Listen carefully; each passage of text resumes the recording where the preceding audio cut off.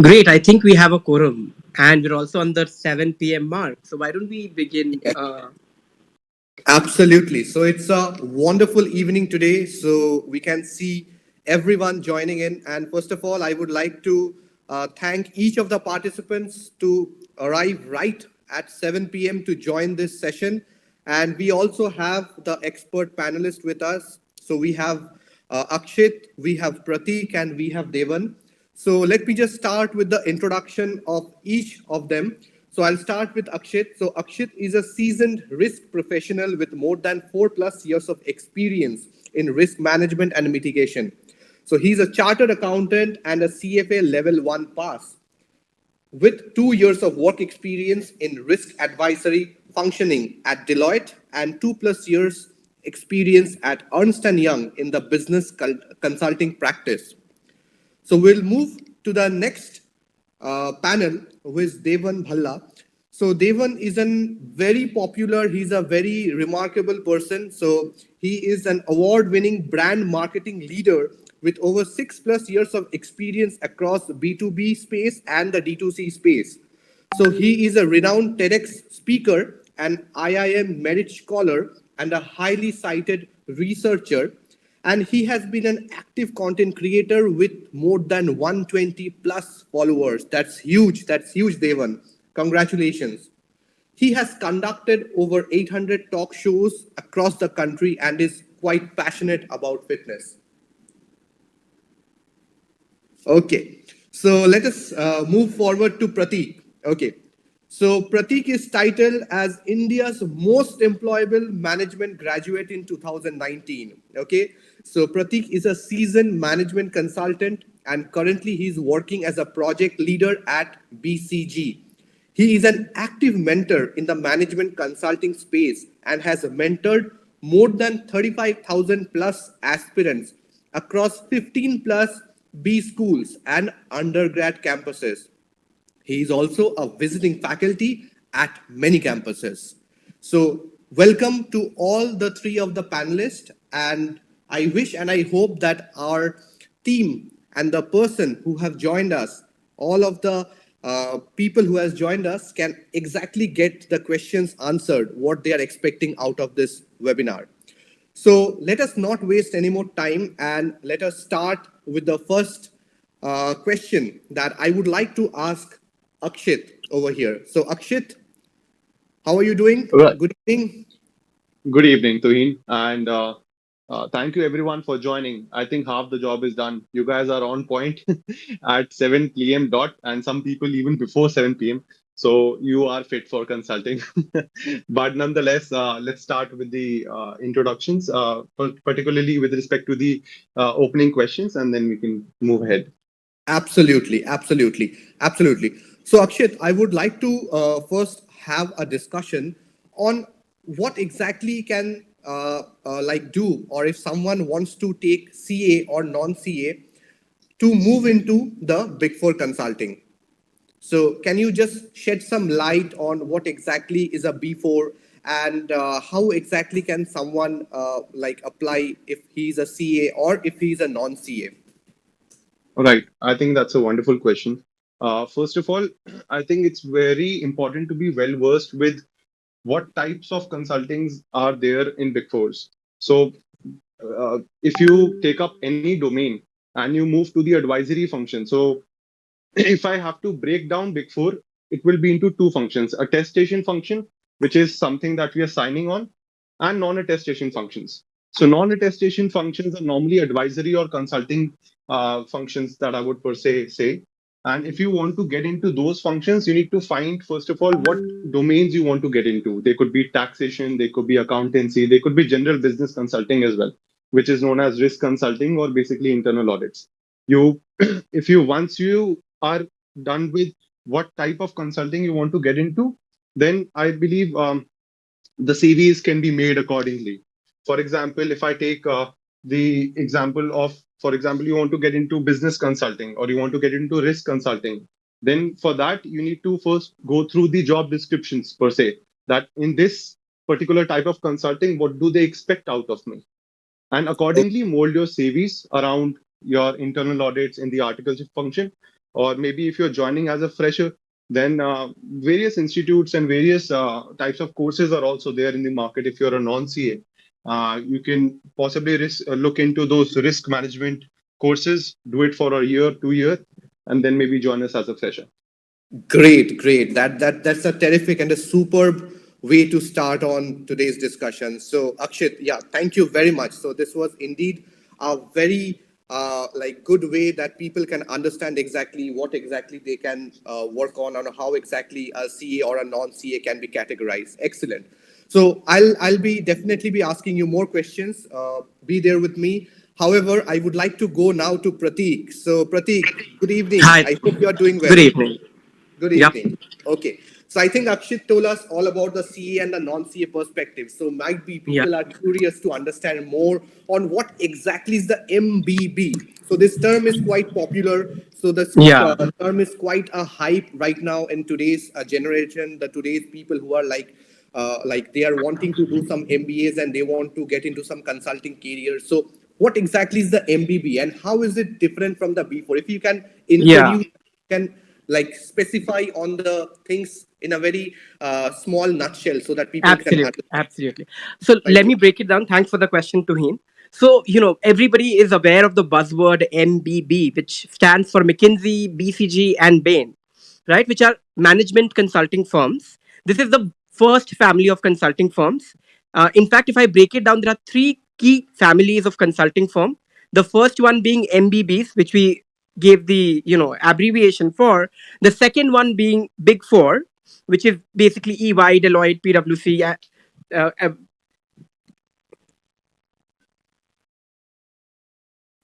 Hello, hello, hello. Yeah, you're audible, You're Yes, Pratik. we audible. can You're hear. audible. We Sorry, can I hear think you, I Pratik. lost everybody for a minute. And the third family being the family of boutique consulting firms, so something like a Carney or something like an Accenture, etc. So this is, in total, the three families of consulting firms. Now, the one reason why MBBs have become a buzzword is because they are domain agnostic. And of course, there are many more which we'll talk about. They are domain agnostic, much unlike what you heard from Akshit, right? So when you go to a big four, you are very domain specific. You get hired as a risk expert, as a people expert, as an organization expert, as a digital expert, etc., etc. And your hiring is also localized, right? It's topic specific, function specific, and location specific.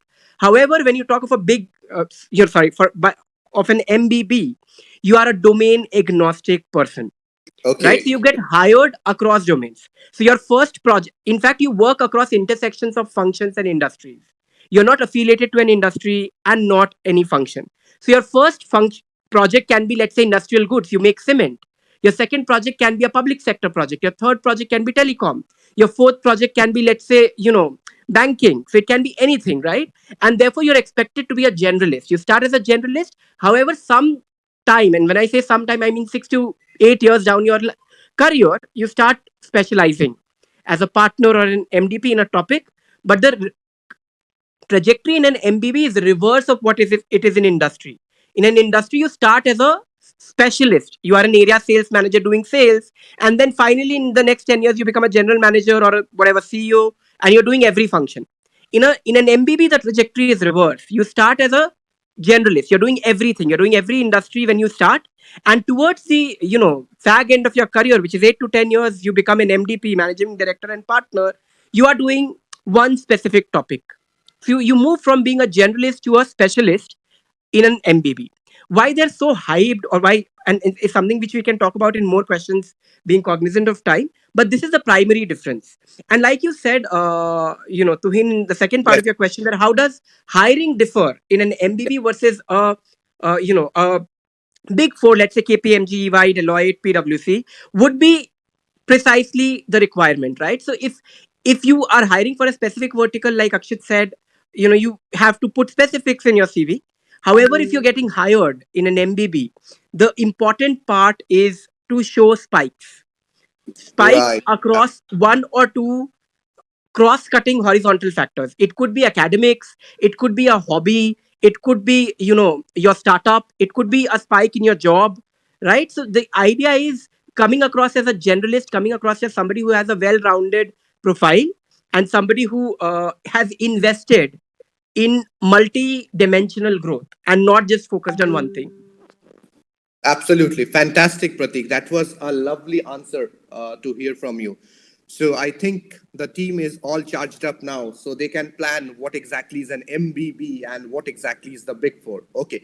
So thank you, Pratik. So I'll slowly move to Devan. Devan, good evening. How are you doing? Hi, all well. Thanks for having me. Thank you. Thank you, Devan. So, Devan, we have a question for you, and probably the entire team here wants to listen to you speak about that. If, for example, that MBBs do not visit my campus, what should be my approach, or how should I be applying to these organizations? So, if you can shed some light and if you can share your views on the same. Sure, I think that this is something that's very, I think I find very familiar because this has exactly been my approach.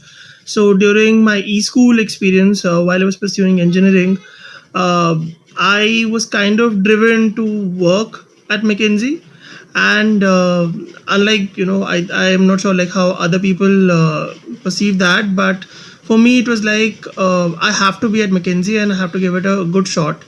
So I had started applying, you know, off campus, and given that it wasn't like a tier one at that time, but now it is. So basically, preparing my resume in that manner as a hiring manager would look at it, and given that the experience was more on the tech side, so I was looking at roles on the tech consulting side, and so basically trying to find referrals. I was able to secure a good referral of I would say of a senior person at MCKC, that's McKinsey Knowledge Center. And then obviously I had started preparing after I got the initial shortlist, and I think getting a referral and then converting the first hurdle is, I think, is a smaller task as compared to how you perform during the process. So I think maybe we will be discussing that in the next question, but just a heads up, people who are applying from tier 2 tier 3 colleges, it's very critical that they are up to speed in terms of how they have to present themselves in these interviews, because it's I would say it's a very challenging yet an interesting process in its own right. And for people who are applying off campus, it's slightly more difficult. But if you secure like a good referral, I think then you also have to keep in mind that the person who's referred you in, they also have I think a specific standing in the hiring committee, or even in the organization at large. So cracking the resume and then obviously preparing for the process, uh, that's very critical. Yeah, I'll very briefly add on that. I think on the question on what channels do you have as a person who's not from a target B school or a target E school or an undergrad campus, is actually there are four channels for hiring. Like Devan Bhai also mentioned, one is of course campus hiring, and in this case it doesn't apply because the company is not visiting to your campus. The second one is referrals, which is what Devan elucidated through his example. The third one is agencies. A lot of these agencies also help. And the fourth one, which is also something which people often don't do, is through their companies. So what we should also understand is in many cases, what people fail to do is not understand the trajectory. So sometimes, even if you apply through a referral or whatever, you might not make the cut in the company's recruitment criteria, and they might not select you, right? Unless your CV is exceptional. So the way to go about it is to understand their hiring pools. And the hiring pool of most MBBs, and I'll speak for MBBs, and maybe it's slightly different for Big Fours, is Big Fours or companies which are boutique consulting firms or core strategy roles, group strategy roles, right? So if you're not finding a way into an MBB or a Big Four directly, the way to think about it is how do you get into their recruiting pool? So can you think of first getting into a Carney or let's say a Big Four and then making a segue into an MBB if you can't directly make into one because of your CV or because of your campus or whatever. So this is a nuanced way of thinking, and I've seen a lot of people, post COVID join us at BCG and many other consulting firms from these pools. So I think that can also be a way to look about hiring. I Excellent. think, Thank you. yep. Yep. I think excellent point, Pratik. I would like to add in on that, particularly because you mentioned that sometimes when we are aiming for the moon, we don't really reach there, right? But we have to take a step by step approach. Even I've seen in Big Fours that so if I talk about my example, I was from a top 20 firm. That's why it was easier for me to get into Big Four post CA, right? There are a lot of CVs we receive all the time for hiring in Big Four, but we probably want to see some proof of excellence, right? That's what everywhere we are talking about in consulting. Because in consulting, you are getting top dollar to give the answer. And you're getting paid top dollar to solve problems that the management themselves don't want to solve or they are not able to solve. So they are looking for talent, and as a proxy for talent, sometimes we this is the unfortunately or fortunately it is a proxy for talent. If you have been through places which require extensive interviews or extensive work, it basically ensures the subsequent employer that you are capable. I think that's more about it. I hope you guys agree with that. Absolutely. Devan, do you have anything to add on to this? No, I think both of them have like covered it up really well. Great, great. Thank you. Thank you, both Pratik as well as Akshit. So, Pratik, I have another question for you, which is Yes, probably please. a continuation to this question. So, Yes. what do you think? How should one be like creating their CV? What should be the ideal Yes. CV for an MBB or a B4? Should it be always a 999? Is it necessary? Or is it something like anyone can just plan it out after their doing their MBA and they can just push their self off for taking the journey towards their Yeah. MBA or yeah, Yeah. if you could shed some So, light. yeah, I will break the question down into two parts. Part one being who makes a cut for consulting jobs, irrespective of a CV, and part two being, how does an ideal CV look like for a consulting job? More specifically from an MBB perspective. And Akshit, I would be happy to hear from you post I speak on how is it different for a big four. So the part one of the question is who is an ideal candidate, right? So, like I said, given it's a domain agnostic role, whether you're a fresher or a doctor or a lawyer or an engineer or a topper does not matter. Everybody makes a cut for consulting, but the only caveat is you need to have transferable skills, and there are precisely three skills that are looked for in a consulting interview and in while shortlisting consulting candidates. Number one is problem solving. Number two is practicality and effectiveness. And number three is presence and communication. And you can convey this through multiple things. One, and which most popularly is called a spike, which conveys these three skills. One is an academic prowess, right? You have done exceptionally well. And I heard you say 999, right? Or maybe 10, 10, 10 these days, right? Given the grade point system, Absolutely, right? absolutely, yes. So, given that is one way of saying, okay, I'm great. I have exceptional problem solving skills. I'm quite driven, and a fail proof way to prove that you have excelled wherever you've gone, right? So that's one. You can deal with complexity. You can deal with ambiguity. You're meant for consulting. The second way of proving is you have built up skills. So you have performed like nobody else. So a spike by etymology is highest amongst your peers. So if you're in a B school or if you're in a hiring pool, and if you're the best at one or two things like nobody else, so the worst thing to do is a lot of people go and write, I have won 30 case competitions. Go to a B school and you'll find 30 people winning 30 case competitions. So it's not a spike. Think of a spike. Your hobby can be a spike, right? Your work experience can be a spike.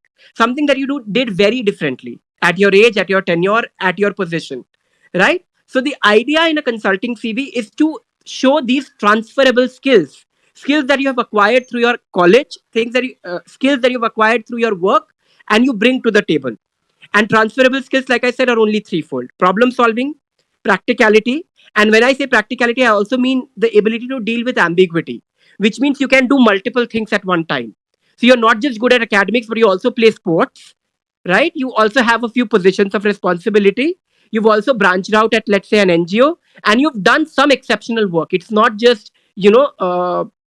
the normal, right? So this is what a consulting CV should look like. And the only request I have for anybody who's sitting to make their CV, while it's a very painstaking and a detailed process, and we have been doing many CV workshops to help people make their CVs over the past many years through different platforms, the idea is do not try to become John Doe. Don't try to take a CV and try to mold your, you know, the idea of a itself out and bring your unique spikes out. So don't go with an idea of having an ideal CV in your mind and then make your CV. Rather, do the reverse. Start with what you have and think of what exactly is your spike. And in my limited experience of the last 7 years of hiring for consulting firms, what I've realized is every one of you have a spike. It's just about sitting down and together and collating them. For example, if you won and you've been the creative secretary in, let's say, your undergrad, and now you're doing something else, some creative startup, all of this comes together as a spike of creativity, which you can very well mold in your CV and bring out as a theme. Shown this, right? So just out is the point when you sit to make such CVs for a generalist role. Great, Pratik. Thank you. Thank you very much. That's So that amazing. was Right. quite an amazing answer. So, Pratik, I was just thinking about one thing which perhaps I would like to ask from my personal expertise. So, for example, if someone has their own startup, or if they have Yeah. done patenting, or they have done some activities which are well renowned, or something they Yes. got some award winners. So, how would you distinguish them in this respect, or how probably they will be getting the more upper edge, I would rather say, during the interview Correct. round? So, if you can just shed some. So yeah. So merely doing a startup doesn't get you an upper edge. Doing a startup and doing it differently will. So maybe you've bootstrapped. Maybe you have been throwing marketing dollars, right? So a spike is what have you done differently which nobody else has done. Number Okay. one. Number two, when you think about bringing it out on the CV, the idea is to make it like at the cost of repetition, making it transferable. How does it benefit a consulting firm, or how does it become relevant to a consulting firm? The one thing, the thin line between too much detail and the right level of detail is what many people don't understand, right? So when you're writing a point, don't make it too technical. Don't say I use 30 milliliter of methanol to reduce the carbon footprint of this company by whatever, right? So Absolutely. you should Absolutely. rather say that you did something on sustainability and this is the impact. Because understand from the recruiter's perspective of what matters is you are impact oriented. What the details behind it might not be very relevant. So two parts to your answer, and I'll summarize very quickly. One, merely doing something different doesn't make you unique. Doing different things differently makes you unique, and therefore you should think of that while writing your CV. And point number two is don't make your CV too technical, at least for an MBB or a generalist management consulting role. Okay. Also, That's sorry, before we move on, I see many hands raised. yes. We So would be very probably happy to take all your questions through, I mean, towards the end of the session, given we've already collated around 100 questions from the form that we floated, and we have grouped them together to be able to answer the most frequently asked questions first. yes, and absolutely. Adding to Pratik, I would request each one of you who have raised your hand to please share your questions on my personal window in LinkedIn so that I can take the questions which are the most unique ones and post the session. So we'll not be taking any questions right now. So we have much more of questions coming up where Devan will be speaking and where Akshit would be speaking on the same. And we would request you to please be patient till the last moment while we just go about, take your questions, and the experts will just try to help you out with your query. Thank you. Okay, Right. so let's Tuhin, move I would now. like to, yeah, Yeah, Tuhin, I please. would like to answer the previous question from the Big Four perspective. I Please. suppose, right? So, see, Prateek, being the most employable person, has probably listed down the characteristics of the most perfect person that is expected, right, in a consulting role. Because that is expected out of you. It is a Absolutely. high paying job, and we want the best. And to be the best, you need to show that you are the best. अब इसमें I don't like if I feel you don't need to take any pressure in this. That you, if you feel that you know what, I don't have these many accolades, I'm not good at my academics, or maybe I don't have that spike which Pratik is mentioning. I think the most important point over here is to find out what interests you and what type of consulting you want to get into. For example, if you want to get into Big Four, as Pratik rightly mentioned, it is domain specific. So you have that advantage that you know what, I like technology, so I want to get into tech consulting only. Right. I want to learn about business, so I want to get into business consulting. Right. I want to deal with government clients, so I'll go into the government client divisions where I do this consulting or that consulting. So here there is an advantage in Big Four that you can choose your domain and then you can work upon it. The easiest way to work upon any domain, or to probably make your CV particular to that application, is to go through the job description of that profile. If you are a fresher, then obviously you should go for fresher roles, download their JDs from the internet, and then see what is expected out of you. Accordingly, you have to mold your CV. Obviously, the transferable skills and everything that applies, that is given. But if I talk about the industry or the domain you want to get into, for example, if you are applying for a tech consulting role, right? And now the job description requires that you need to have knowledge about these softwares or IT tools. It is important to do some training before you apply, right? Because obviously people with that ability and that knowledge will be applying to those jobs. You don't want to be the odd one out. So there are some general rules and there are some very specific rules to Big Four series. I think we can cover them up in a later series. But as a general rule, it should be don't fuck it up. Like don't make stupid mistakes. That anything which can be biased you should not add in your CV. For example, your pictures. Like it's a known topic that pictures do create biases. Don't add your pictures over your CV, and then do not make spelling mistakes. These are some basic rules. And domain specific, you should work on your CV. If it is not related to that domain, maybe you can take up some training and do it. Right? That'll be about it. Okay, so thank you, Akshit, for the wonderful addition to what Pratik has said. Okay, so Akshit, if I want to ask more of the questions related to your field, so just to understand that, is it really true that your job prospects gets impacted if you have any attempts in CA? So be it the CA intermediate or be it the IPCC or the final. So if you can just describe more on this front to our audience. See, it is one of the most common myths, I suppose, in Yes. Big Four, because I was also a victim of this myth per se. If I talk about it, during my articleship, I had to give appear for one additional paper because it was some IT paper in IPCC, and because of that, I didn't even apply for articleship at a Big Four because during the tuitions and during our classes, it was this myth that even if you fail once in any paper, then you'll not be eligible for your articleship in a Big Four. And there is a similar myth going around with the finals as well, that if you fail 2 or 3 times or more than 3 times in your finals, then you will not be selected in the Big Four. They are completely false and baseless because of only one thing. As I told you, that the interviewer does not know you before taking the interview, so he has to take a proxy to determine whether you are capable or not. And unfortunately or fortunately, this proxy is your academics if there is nothing else, if there is no other spike, right? So this happens, but at the same time, I believe if you want something, you can go get it.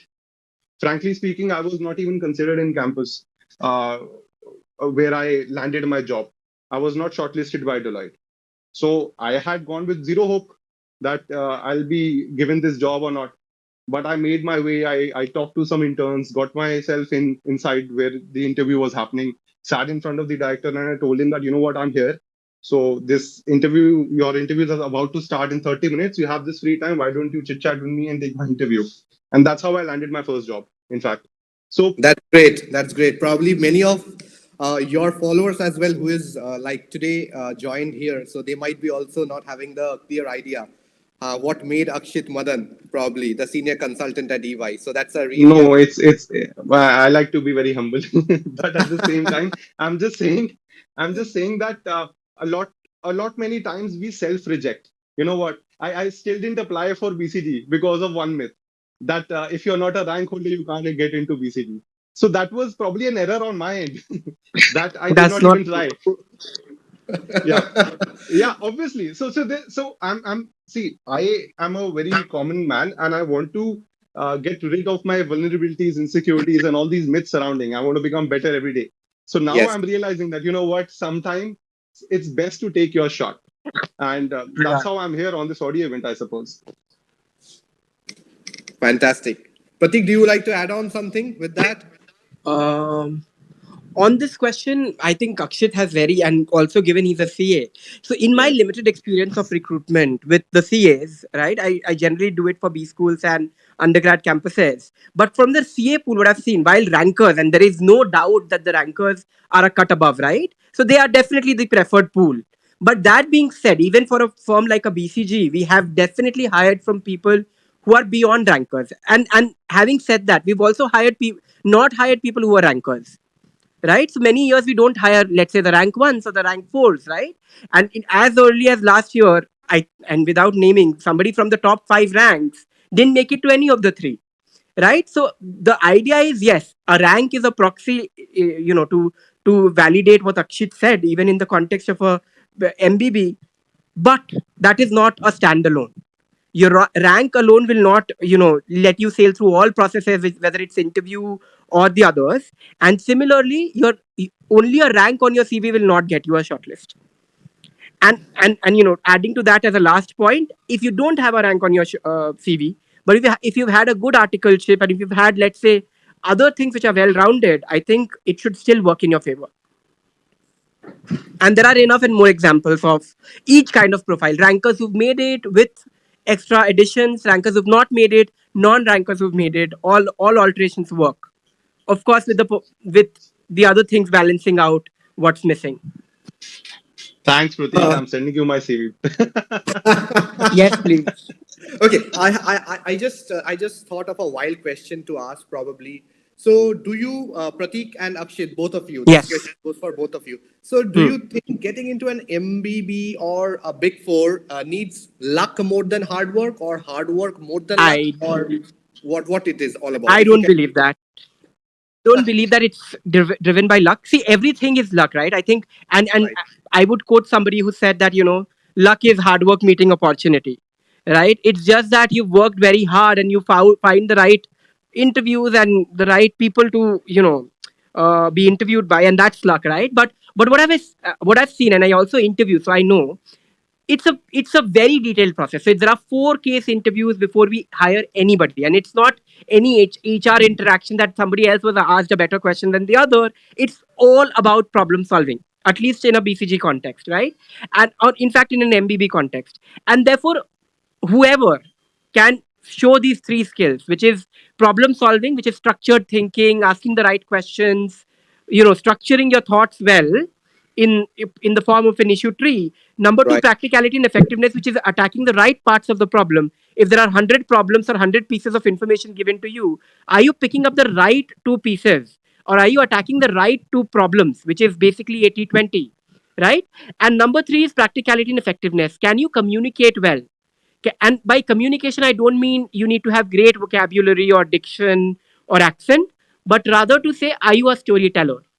Can you tell your insights to somebody who's double your age, probably the CEO of the firm who is your client, and make right. him shake off his chair, right? So I think that's the kind of skill that is needed. And in an interview, I think more than luck, what matters is your preparation. And of course, Right. there's always a tinge of luck which matters everywhere in life, and that wouldn't deprive consulting interviews of it. But it is primarily hard work, is what I have understood in so many years. Absolutely. Akshit, would you like to just add on to this, whether the luck or the sheer hard work makes you See, crack MBB see, or Tuhin, I think Pratik has mostly covered this point, but I would like to give an example on this. See, I hired two articles, right, very recently, and I hired them through LinkedIn. And there are so many messages I receive on a daily basis. But okay? I hired them because they showed up on the top of the message box when I wanted to hire articles, right? So it made my job easy. So what I would like to say is that yes, luck meets, like hard work meets opportunity. That's luck. That's very much. But yes, there is a tinge of luck in your life. You meet the right circumstances, or you might meet the right people. That's very important. But you should not basically sail your boat purely on luck. You have to row it yourself, and then maybe expect to reach the shore pretty soon. Absolutely, absolutely. That was a wonderful answer. Thank you both, Pratik and Akshay. So now let us come back to Devan. Devan, so we have the next question that probably each one of us would like to hear. So going forward to any of the consulting like MBBs or the Big Four firm, so what exactly and how exactly we should be preparing for the cases? If you can just share some inputs on this particular part, and what are the things that one should be keeping in their mind while they are preparing for this? Thanks, Tuheen. I think I'm really sorry I just dropped off in between. I'm not well today. Uh, I think that as per my experience, I think there are primarily like five things that first, let's cover what exactly is a case interview. So it's basically like a real time problem.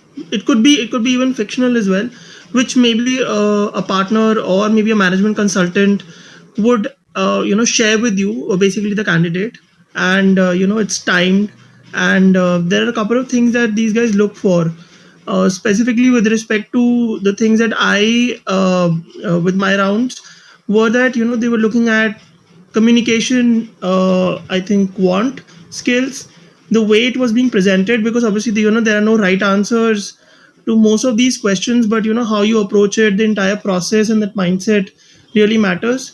How inquisitive are you, or how willing are you to learn more about maybe a business or maybe an industry, right? So for me it was the chemical industry, and I had prepared for it well in advance for specialty chemicals, and I was also like pleasantly taken aback because I got a case from that.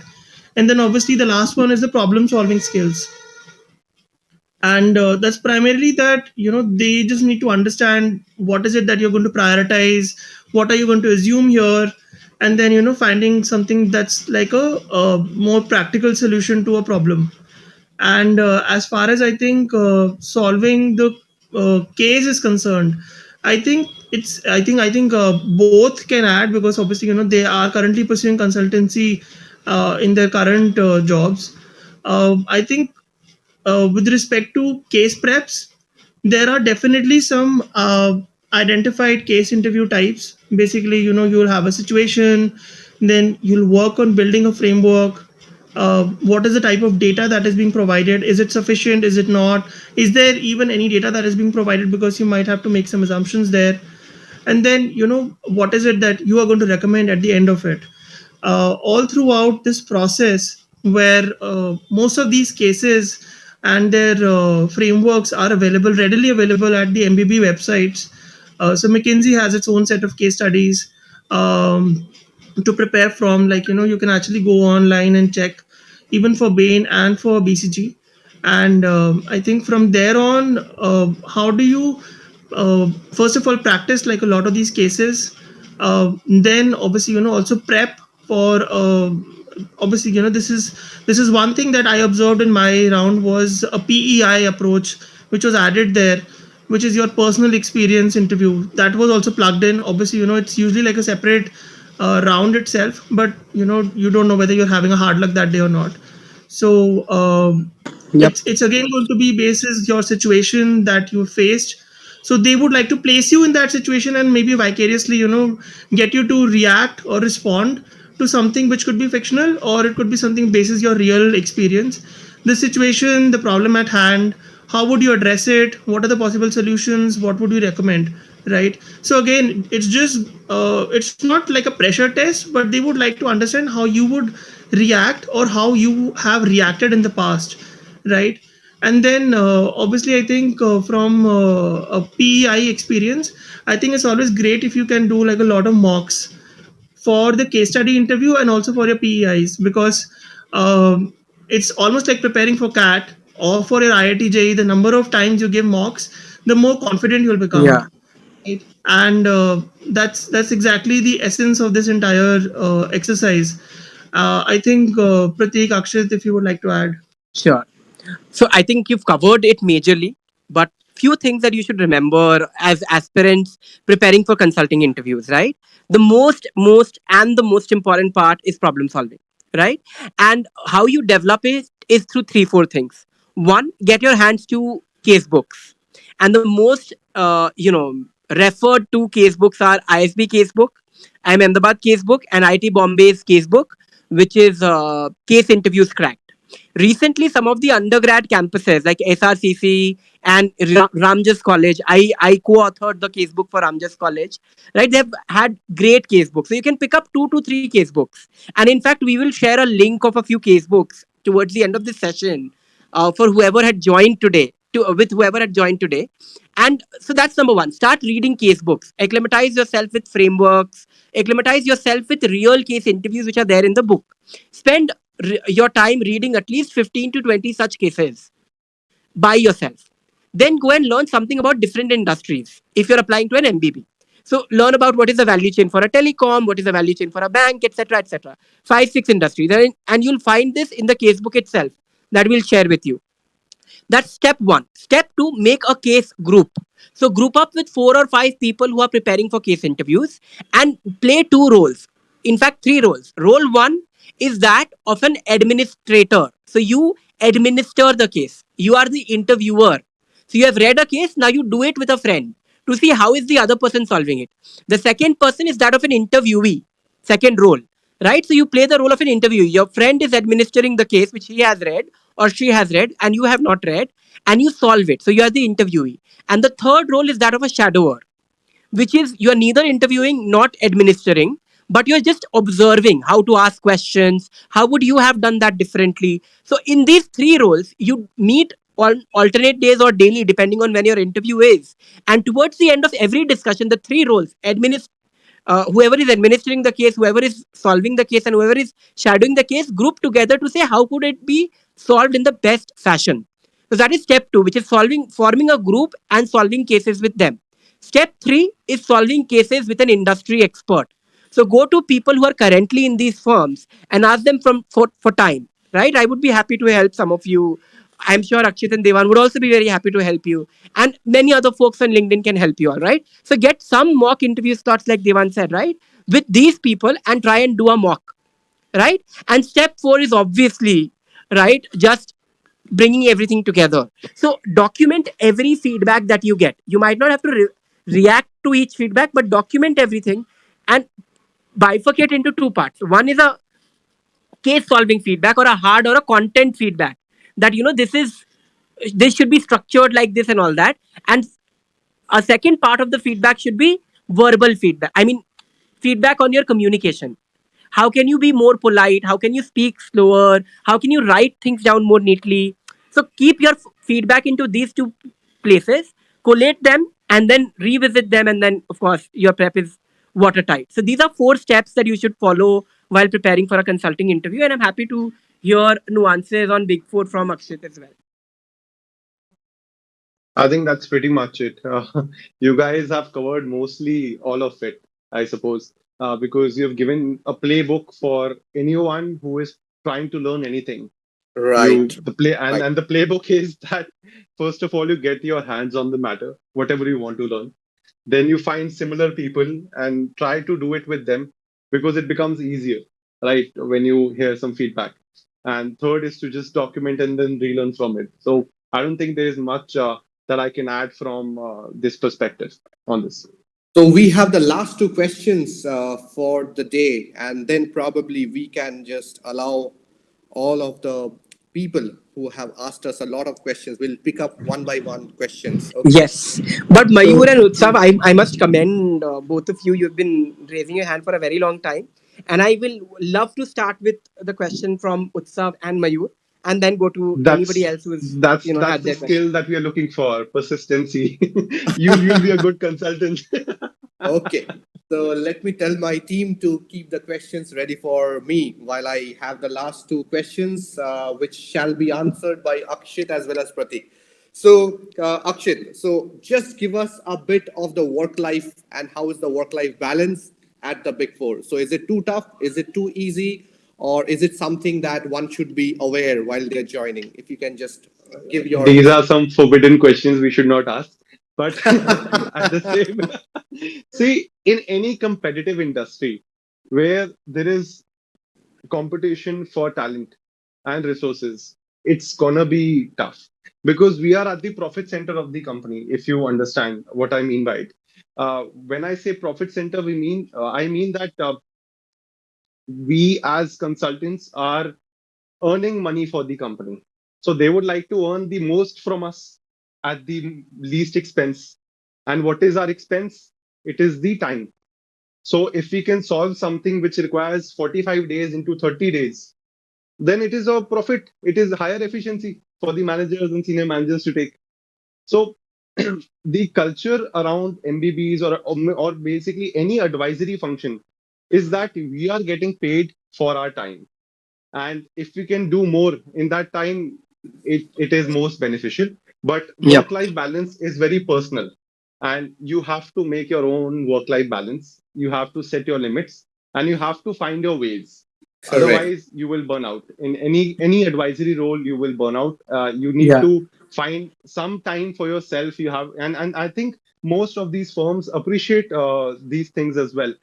In fact, in my firm, in my team, I don't see any problem with respect to setting some boundaries. Like, for example, half an hour or 1 hour around this time, I'll not be available during the evening or something, for example, at 7 o'clock or 6 o'clock.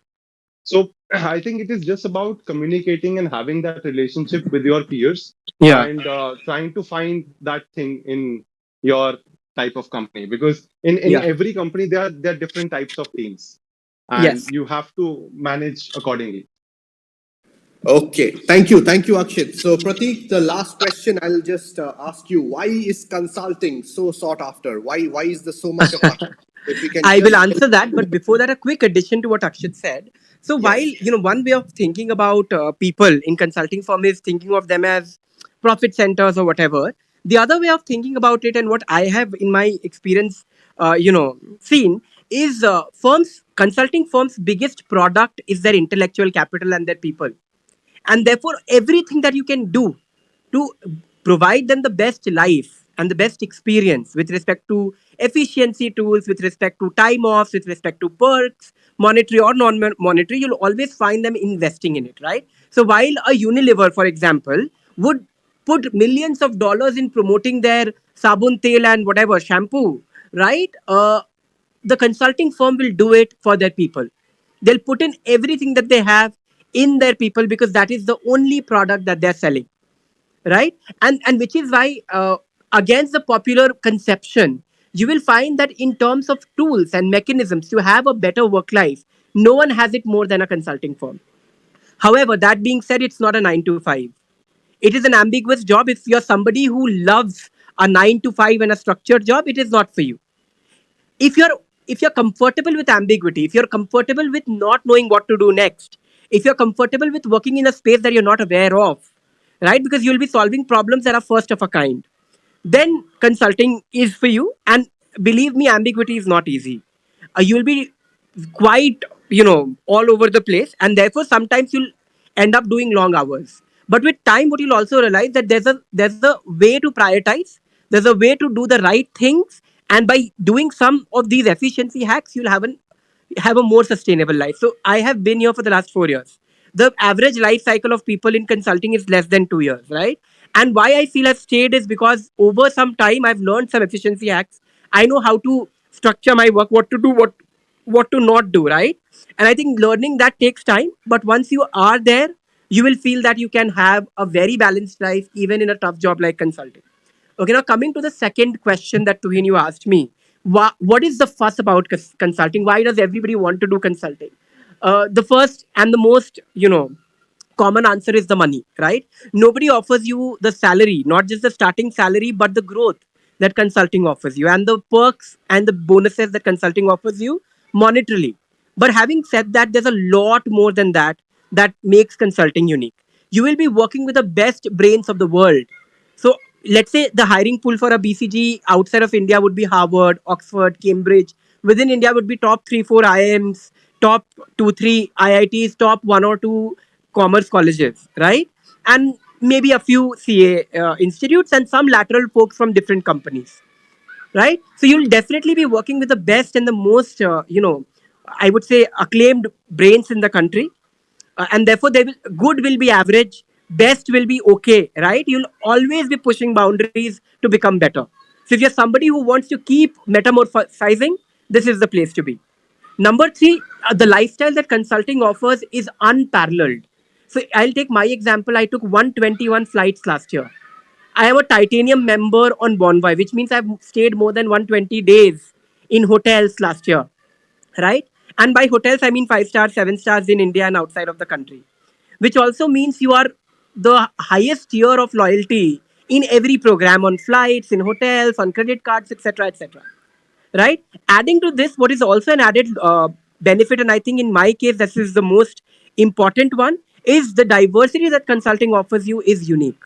So in a job, you'll be doing repetitive stuff day in and out. In a consulting job, you do new problems every time. And in my case, new industry. So I started from telecom, moved to government work, then did banking, then did steel. Now I'm doing rural work, right? So every time I've done something over the last 4.5 years, I've done new industries and I've always learned. I've never done repetitive stuff. And the last one and my favorite one is you work with the senior management.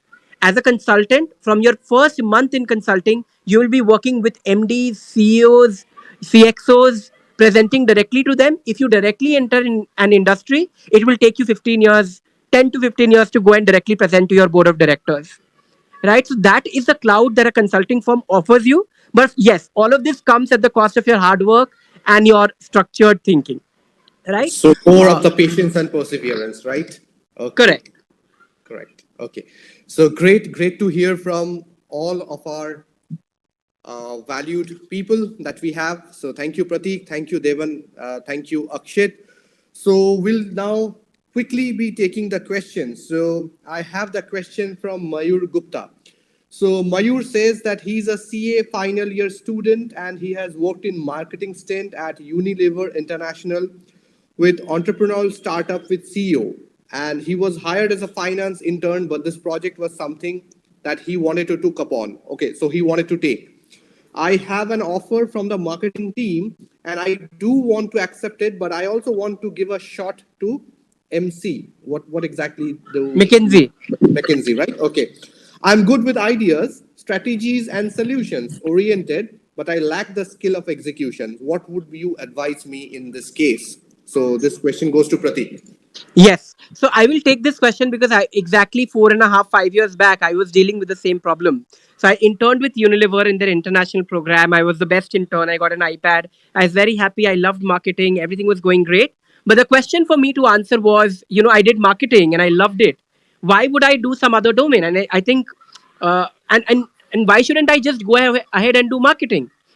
The thought that I had at that point was I have never tried other domains, right? So I'd never tried finance or an operations or an HR. And what if they enthused me more than marketing? And the way to find it was to try my hands at each domain. So one idea was to keep trying and applying to different domains and companies, which would not have been practically feasible. And the other one was to be in a domain agnostic role like a BCG, McKinsey, or a Bain, and go through different industries and understand which one excites me. I have spent 4 years exploring that, and my answer is I am equally excited by problems which are unique, which are not repetitive. Whether it's marketing or finance, does not matter. So, what should be important for you is while you have this offer, understand why do you want to go to a McKinsey. Just having an ideas, just because you have ideas, will not make you a great, it will not support sustenance at McKinsey. So don't look for what is your push. Look for what is your pull. Why do you want to go to McKinsey? Right? So are you wanting to aim for higher salaries? Are you looking for domain change? And once you have that answer, maybe you can make that move or not make that move. Thank you, Pratik. I hope this answers Mayur. Okay, so we take the next question from Utsav Verma. So this is a long post, I would say. Okay, so Utsav says, when it comes to establishing yourself as someone who truly comprehends a CEO's business, would you say it's more important to possess in-depth knowledge about their specific industry Or is it better to have a broad understanding of various industries?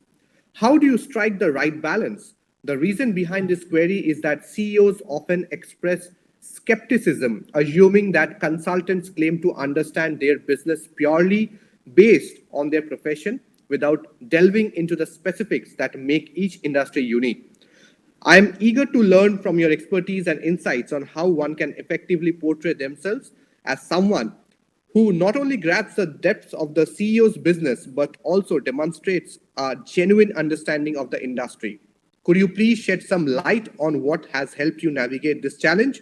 How do you bridge the gap between a management consultant and a genuinely comprehending the intricacies of the CEO's world?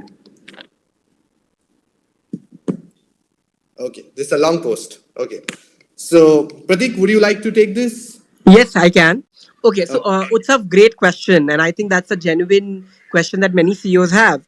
So, two things. So in a consulting firm, the biggest asset you bring is across domain view and across industry view.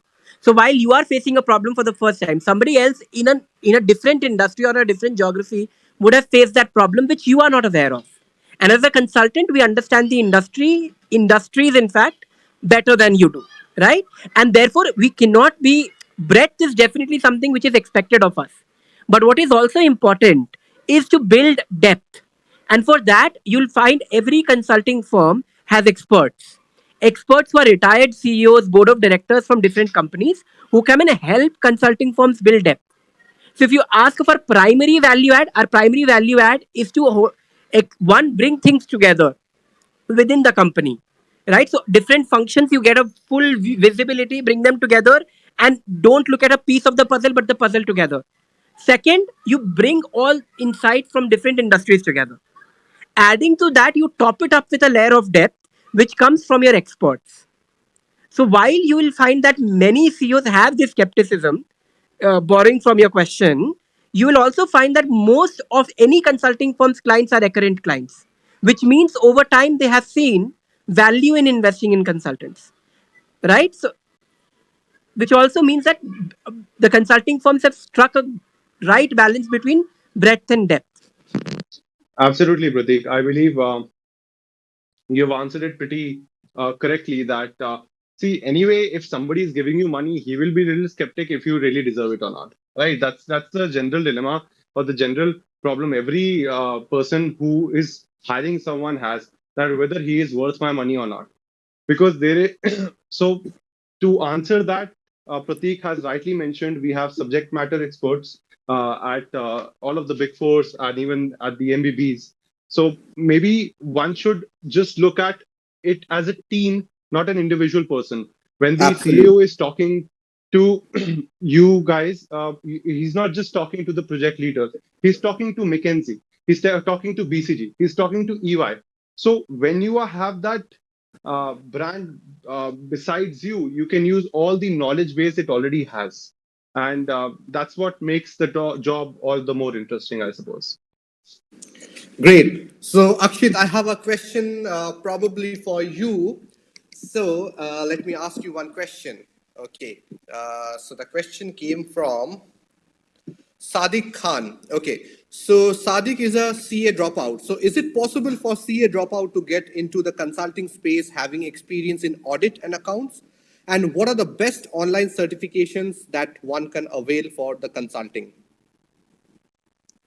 Right. So if he means by CA dropout, I am assuming that he has done his inter and not cleared his finals, because that's what generally CA dropouts are. So maybe he has done 3 years of articleship, if I'm correct from the question, right?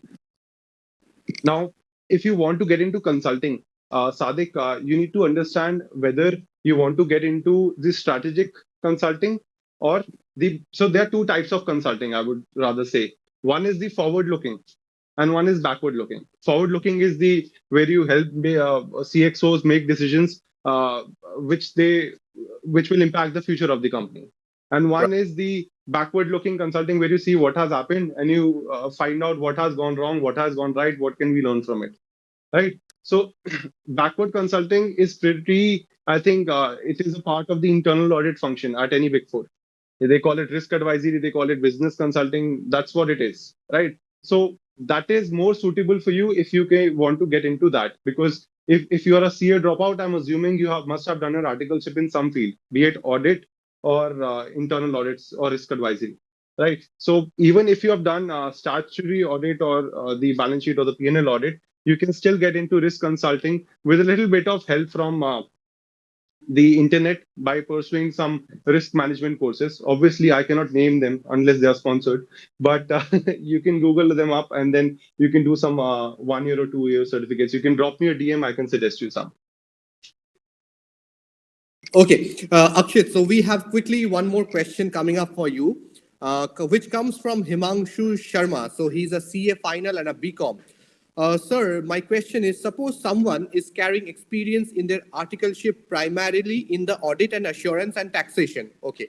So what can be the daily activities to which one can allocate their time to avoid the last minute rush to prepare for the interview or to prepare to enter the consulting field? Okay. Right. So, Himanshu, I believe one follow-up question would be which type of consulting? Obviously, if it is backward, that is internal audits. I think it's pretty standard. We Big Four does take articles who have experience in statutory audit into internal audit.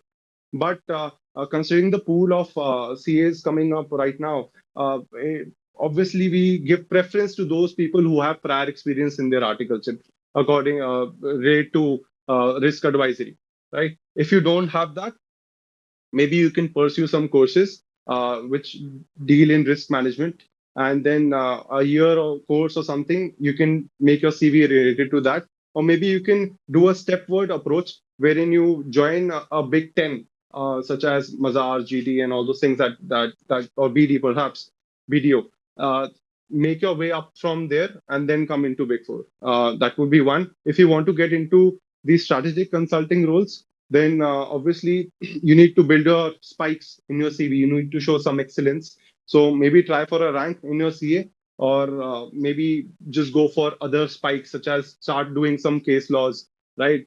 Add them in your CV. You need to show some interest, some genuine interest, because there's a lot of people applying for jobs and there's so less seats. So you need to stand out. That would I suggest. Uh, Considering you said that you are pursuing CNU, your exams are due in the next few years, perhaps you have a lot of time to basically work upon your soft skills as well. So one thing that CAs lack is communication. Maybe you can build on those lines, and then it's a smooth sail in any of the MNCs, be it Big Four or consulting or MBBs. Great. Okay. So we'll take more 2 to 3 questions because we are already up the 8 p.m. mark. So one question that I would like to take from Manthan Tripathi. Okay. And So he, before that, Tuhin, we understand and value each of your time. So any one of you who has any commitment, feel free to drop off. Thank you so much for joining, and we'll be sharing the resources that we've promised with all of you. And whoever feels like staying back and listening to others' questions or asking their own can stay. For the others who want to drop off, please feel free. And thanks for joining. absolutely, absolutely. So you can be staying in touch with us on our LinkedIn platforms, and definitely we'll bring something the next week as well. Right? Yes, Okay. and this was just the beginning. We will delve into different topics and answer each question per session. For example, some of you wanted to see mock cases in your questions. Some of you wanted to understand and look at an ideal CV. So we'll do all of that in the sessions to come. So stay tuned, and we hope to see all of you again as we come back live the next time.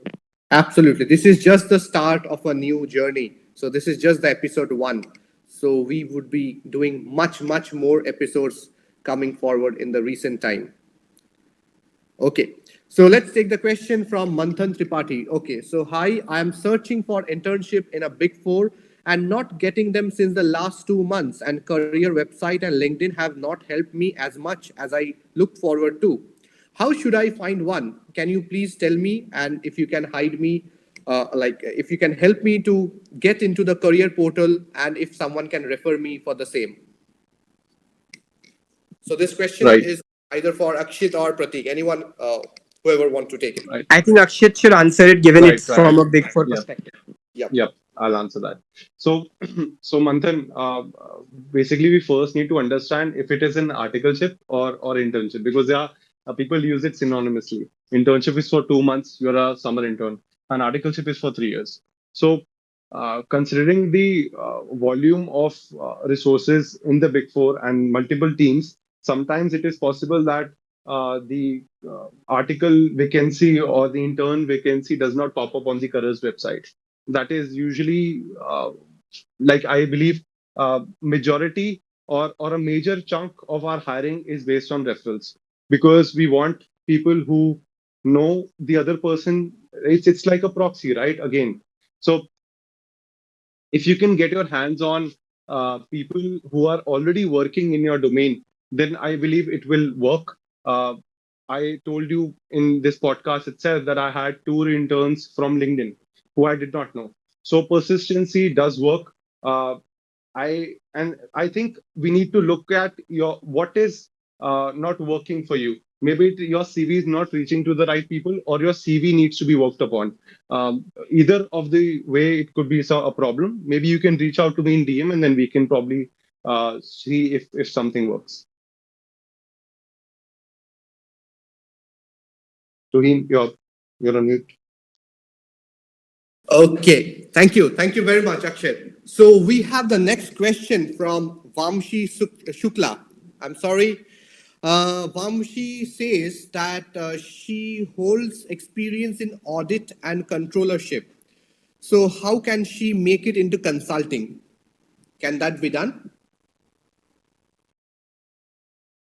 Yes. Hi, Vamshi. Hope you're good.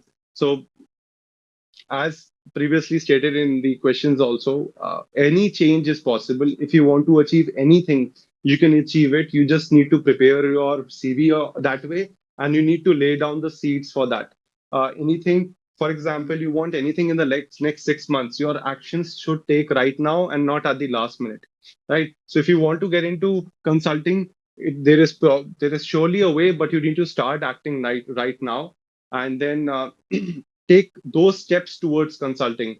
Those the steps include all the insights that we probably shared by Pratik as well on this call, related to how to develop your mindset, how to do cases and everything, and take those steps, build your network around those people, add those people up on LinkedIn, engage on their post, because see, at the end of the day, you have to get your face out. This is the We live in an age where everything is available at the click of a button, and people, anyone, be it recruiter or the interviewer, they don't have uh, much patience or much time to evaluate everyone. So your face, how much, if your face is visible, if you are visible, then you will be given a chance at the interview, right? So you have to make yourself visible in the consulting space as a whole, and that is by connecting with as many people as you can on LinkedIn, dropping them text, or maybe engaging on their post, and get on those lines. Okay, okay, great, great, Akshay. So we have one more question from Jyoti Gupta. So Jyoti Gupta says that I am an MBA finance candidate. Okay, is there any possibility to get into the Big Four, and current job is in Bank of America in trade settlement, and she is interested in the data analyst role and have certification in the same. Right. So hi, Jyoti. Thanks for your question. Um, you see, as I answered in the previous question itself, you can achieve anything. You just have to take your steps towards that. And steps towards data analytics role would probably be knowledge centers or data analytics job related job descriptions over the career portal, right? You can check out those job descriptions, see what is required out of your job. If you require some certification in Tableau or Alteryx or Power BI, get your hands-on experience in those areas, and then maybe since it is a domain-specific role, you need to build your CV around data analysis. Maybe an internship here or there, or some brief work experience or a project experience related to data analytics on your CV would help you maybe crack an interview, and then the ball gets going. Okay, okay. Great, great, great. So we'll take the last question from now and we will probably close the audio event. Okay, let me see the most unique question that is remaining. Okay. Okay, so we'll take the question from Sai Krishna Kotla. So he is an information system grad student at Northeastern University. Okay, and a Tableau student ambassador. Okay, so Sai asks us that how to do networking or approach a hiring manager in the Big Four, as getting referrals seems to be really hard in the Big Four. So he wants to understand how it can be done. Akshat. I see a lot of questions around Big Before Four. you I start, suppose. Akshit, I think Sai, you shouldn't struggle for referrals. Akshit will refer you. Sorry, go ahead. That's amazing. But see, that's I wanted to highlight one point over here. See, we sometimes feel that we don't deserve the best, so we don't even apply for the best. Most of these questions are for Big Fours and not MBBs. So most people are maybe not even applying there, right? Uh, the jobs are pretty much similar in those aspects that this is domain specific, that is non-domain specific, but a lot of people don't even apply. But nonetheless, I'll take this question. You are an information technology specialist, and you have some. You want to get into Big Four. Can you please repeat the question to him? Which branch he wants to Yes, get? What is exactly. I'll just repeat once again. How to do networking or approach a hiring networking? manager in Big Four, as getting referrals seems to be really hard in the Big Four. See, you don't really need to go to the hiring manager. Also, there are various ways by which you can get hired. If you the I like why take the road more taken, right? The road more commonly taken. You shouldn't like. Yes, you can approach for hiring managers, but they receive cold emails on a daily basis. You have to differentiate yourself, and that's how you get it done. But a better approach would be that the job role that you are looking for.